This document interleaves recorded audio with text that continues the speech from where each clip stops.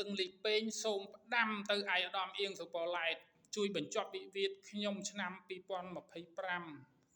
នេះផងបើឯកឧត្តមអៀងសុពណ៌ឡែតមិនហ៊ានដោះស្រាយតាមប្រព័ន្ធតុលាការលើតុមិនហ៊ានប្រឈមអភិក្រមទី5របស់សម្ដេចតេជោហ៊ុនសែនសូមឯកឧត្តមអៀងសុពណ៌ឡែតមកស្បត់នៅអង្គរវត្តជាមួយខ្ញុំបើឯកឧត្តមចិត្តសឿងមកស្បត់នៅអង្គរវត្តជាមួយខ្ញុំពីព្រោះ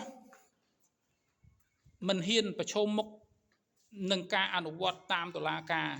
មិនហ៊ានប្រឈមនឹងអភិក្រមទី5របស់សម្ដេចតេជោហ៊ុនសែនដូច្នេះ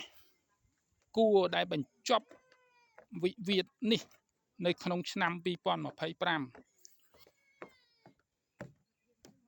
សូម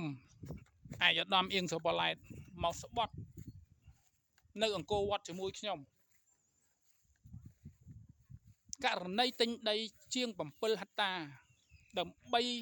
ឲ្យឯកឧត្តមអៀងសុពណ៌ឡែតសង់សាលារៀនអន្តរជាតិផារ៉ាហ្គនឆ្នាំ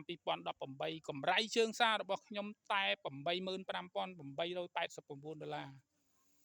ឯកឧត្តមជាអ្នកទិញដីសោះបែរជាល្មើសច្បាប់រុស្ស៊ីដោយកាក់យកប្រាក់កម្រៃជើងសាររបស់ខ្ញុំមិនព្រមឲ្យហើយយកលេសក្នុងករណីទិញដី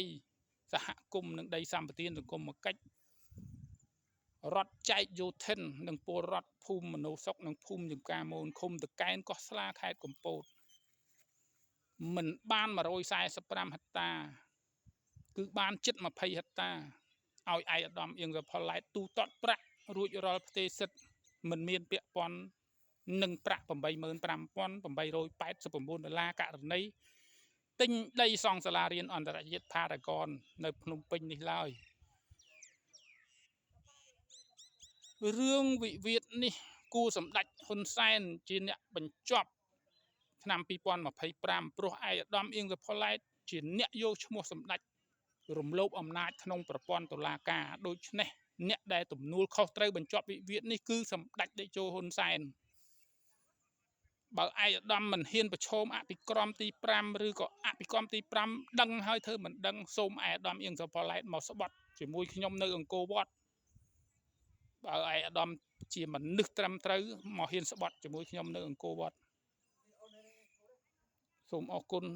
សម្ដេចតេជោហ៊ុនសែន